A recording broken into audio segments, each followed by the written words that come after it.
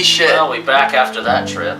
Yeah. Guys, sorry it's been such a little bit of a pause since we got back, but we were just so damn exhausted after we came back that we needed the week to recuperate. Process what the hell we just experienced. So those that don't know, we attended Heavy Montreal.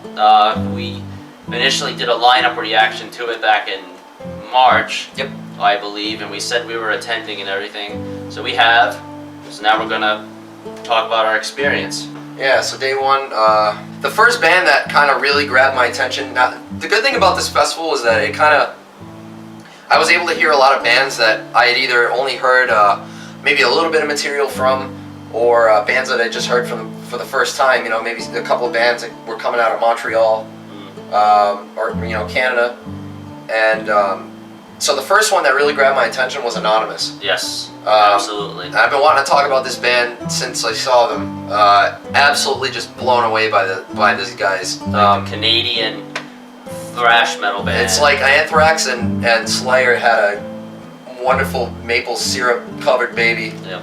And so Anonymous is the result. I mean, they just slayed the whole time that we were up there. They were impressive. Yeah. So, I mean, if you're into thrash metal, there were a lot of thrash metal-esque type bands that were here. This band was so awesome to watch. They had so much energy when they went up. I couldn't understand anything that they were saying. It was all in French, and honestly, who cares? It didn't even matter because the music was just so good, and we were just like, shit, can't believe it. You know, these guys are one of the openers. You know what I mean, for day one. What about for you? Any other bands that stood out? Arch Enemy. Arch Enemy, yeah. Arch Enemy was really a standout because I had, obviously I've heard the name. Being a metal fan, I've heard the name before, but I never really listened to them. Yeah. They were mixed a little bit unusual. Their vocals were a little bit hard to hear, but she was awesome. That's their third vocalist, I think. Mm-hmm. And she is from Montreal. So for them, I feel like they were really taking a lot of pride. And Arch Enemy's gone through a lot of roster changes. They recently got Jeff Loomis, who used to play in Nevermore, unbelievable guitar player, and now they have her. So, this band is definitely going in a much more radical direction than I think they originally started as. But yeah, she was phenomenal. I mean, you could hear it. The mixing it's hard when you try to mix things outdoors, but after I saw that performance, I said I have to listen to this band more. Did you download a lot of their stuff? I did. I've listened to a lot of it so far. That's good, huh? Yeah, old and War Eternal, which came out last year. Yeah. I listened to, so they were impressive. What about Meshuggah? There was a problem with Meshuggah. All right, so this hurt me so badly. Yeah. This has honestly been bothering me since we left. Whoever did, the sound or whatever for Meshuggah needs to be shot. Yeah, they should have I would have immediately stopped and fired the techs. I mean, you could not hear Jens. It was mixed awfully. Now, I found out something, and it made sense because this is what I thought was going on. But I was in the front row, and it was kind of an awkward spot because the house speakers are all the way over here, and I was like, well, maybe it's because I'm not directly facing the house speakers are not pointed at me. They're kind of pointed outwards. But I think most of the sound was from their monitors on the stage and wasn't actually coming out of the house speakers. I don't think the house speakers were working. So to them, it was sounded okay. But for everyone else, we were like, turn it up, because, you know what I mean? What we're getting, especially if you go and listen to the direct input from recording and stuff, it sounds okay. Especially when it gets later in the set, you could tell they tried to fix something, but I think the speakers were something was wrong with that. Now, that could be due to a bunch of things. Meshuggah is obviously from Sweden. Their techs are Swedish. Some of them I know don't really speak that great of English. And not only that, but for an extra kick in the teeth, once they got there, all the stuff was in French.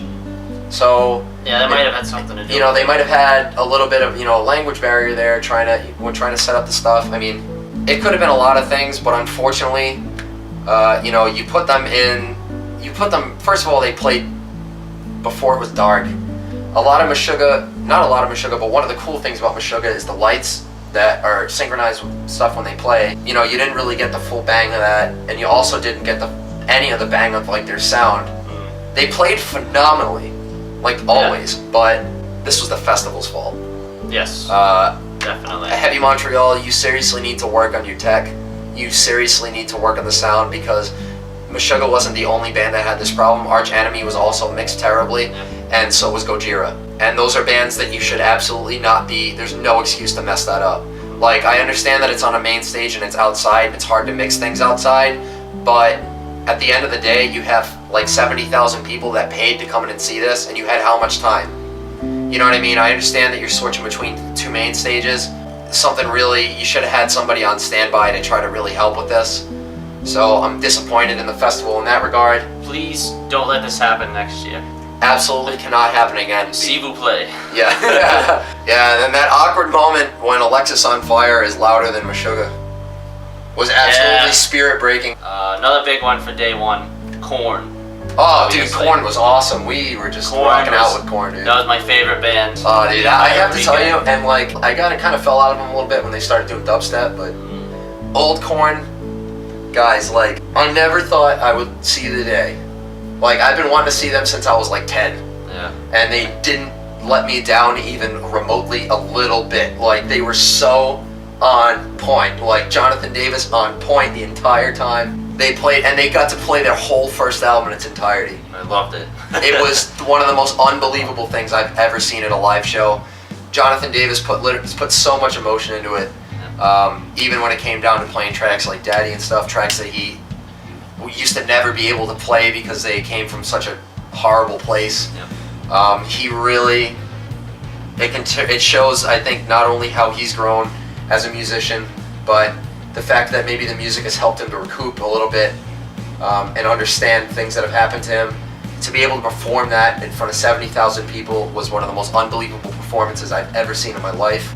I can't say enough good things about it. It was my favorite performance of the entire weekend. Like Was it really? Yep. Yeah, it's definitely. I have to say, it's definitely one of mine too. I mean, absolutely. Day two was action packed. Day two was alright. I thought Day 2 was so awesome. Day 2, the first band that we saw was Mass Murder Messiah.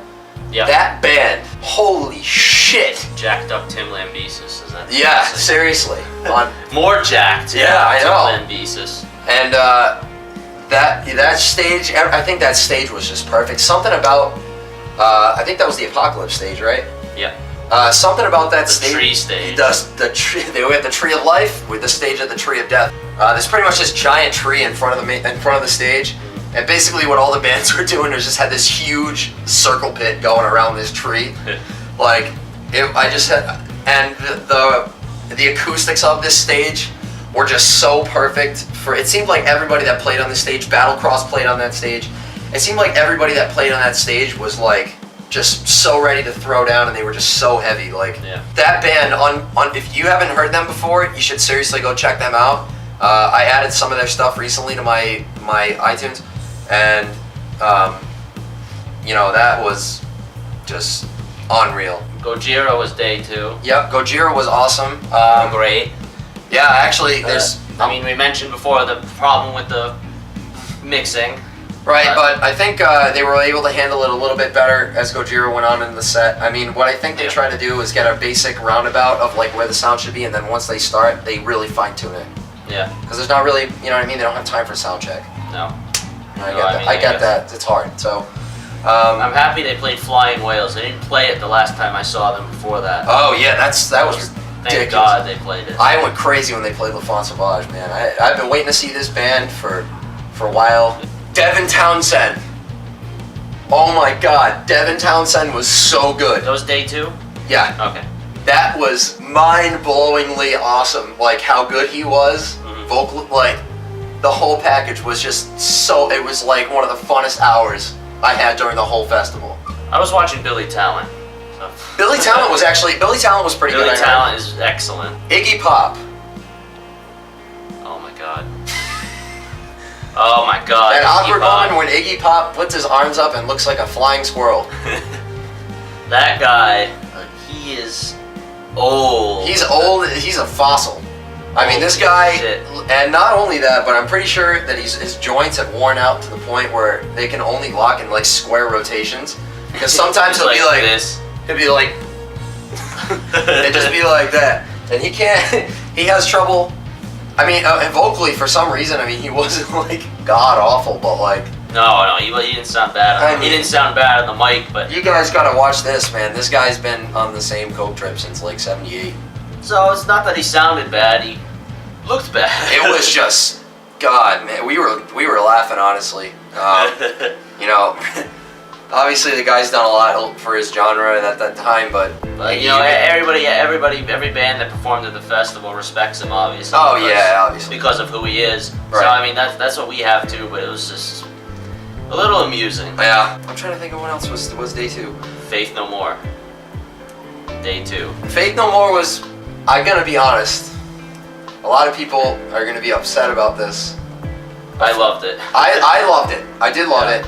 But in my brain and like the mood that I was in by seeing all these other bands that day, it was just too awkward. In the moment, Okay. it was too awkward, almost of a transition from that to go to watch Faith No More. Although I enjoyed the shit out of it, it was like, God, I just been watching Gojira, Dying Fetus, Testament, all these crazy bands, and then Faith No More is obviously a really good band, but it was just radically different headliner than the rest of the festival was.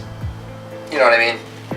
Yeah, I can understand that, I suppose. Yeah, but I did enjoy it. So day 3 we have here, and you want to mention Motionless in White.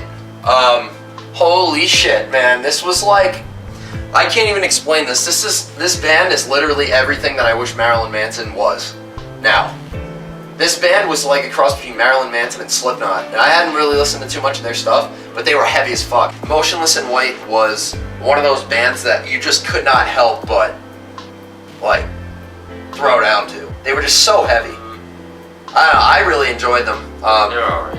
Yeah, I thought they were really good. I thought they put on a really good live show. You know, so I mean, take that for what you will. Day 3 just had so much going on.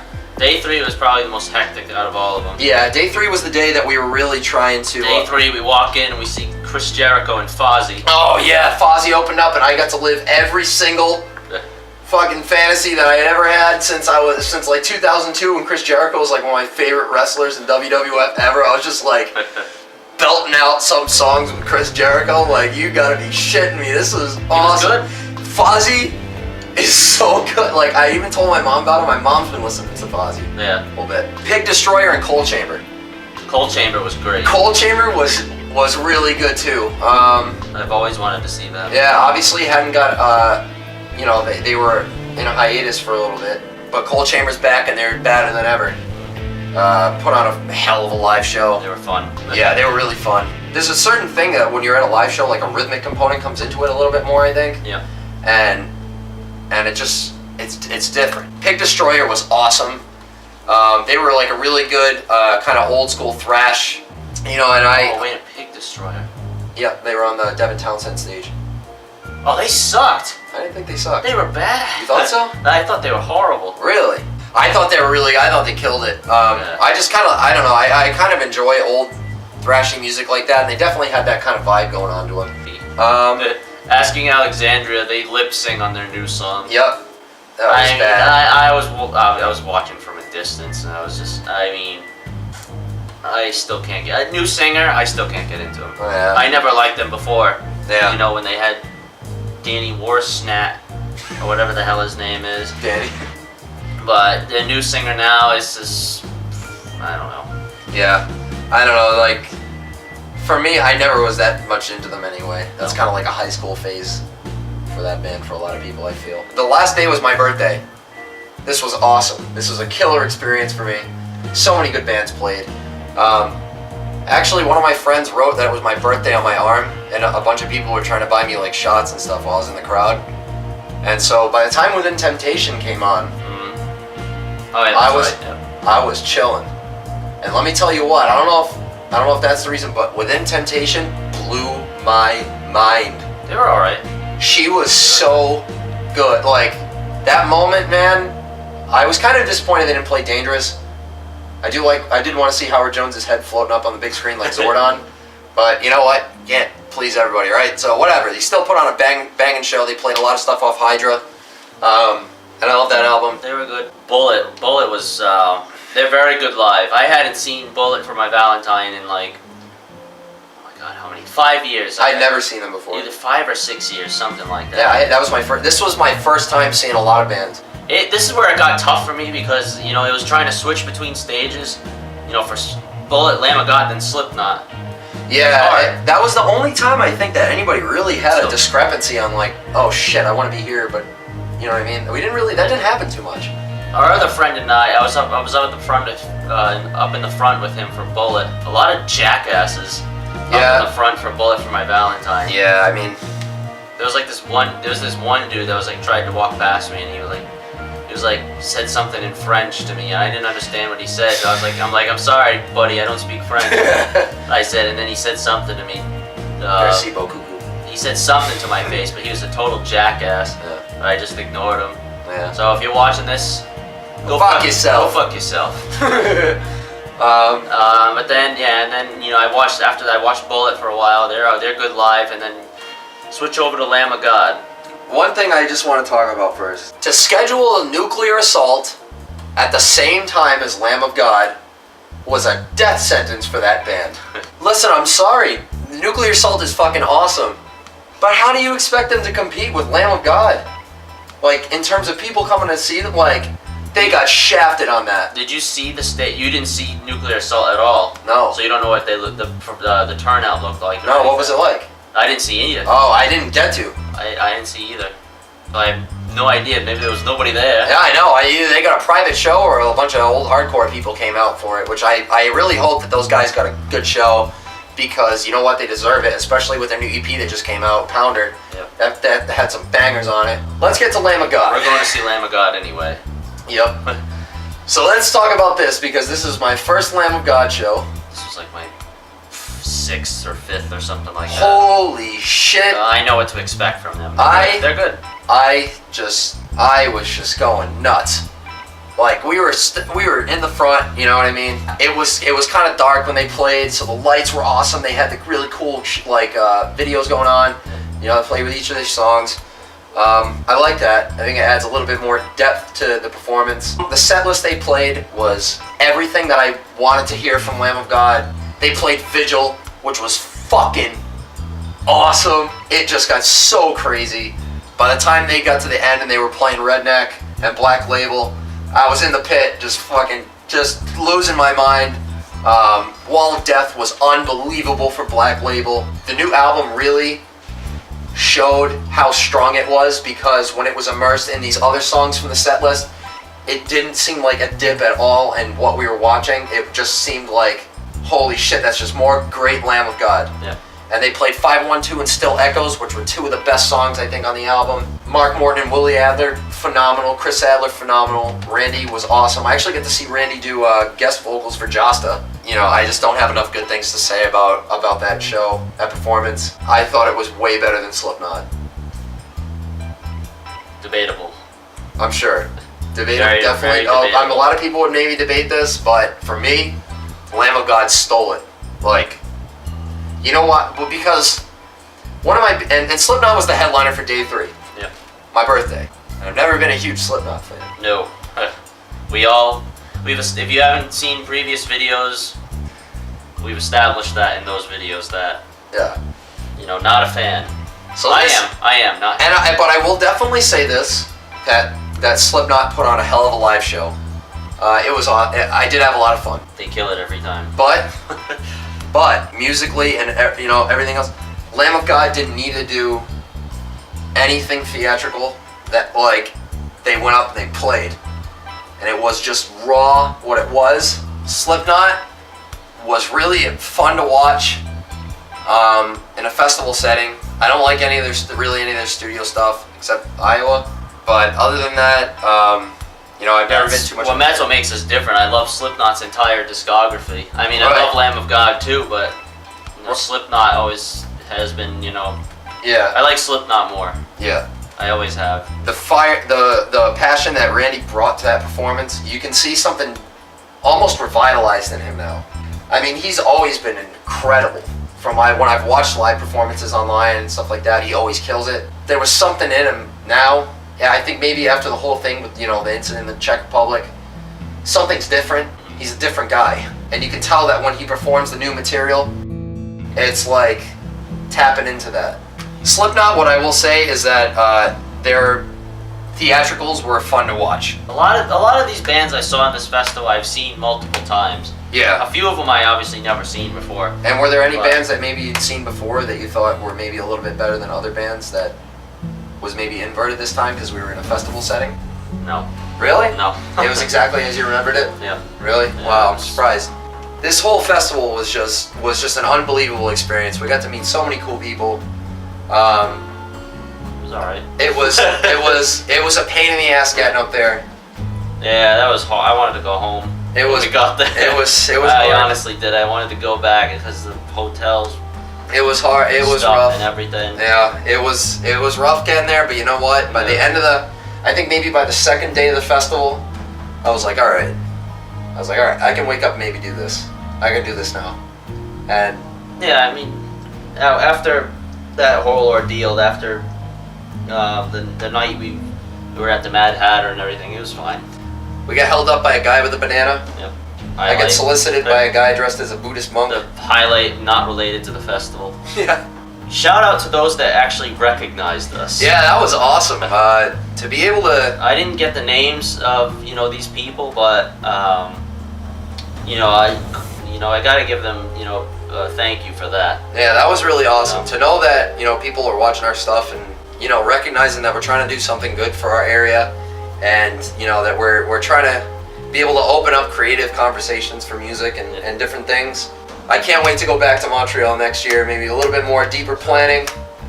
Better planning. Yeah, and if Definitely. we definitely suggest that if you are looking to go to a festival like this, make sure that everything when you set it up is exactly what it should be. Call, double check, triple check. Yep. Because things happen. Things happened this time for us, but we made it anyway. Definitely can't wait to go back to Montreal. Be back next year. We'll definitely be back next year. Flying this time. We'll see.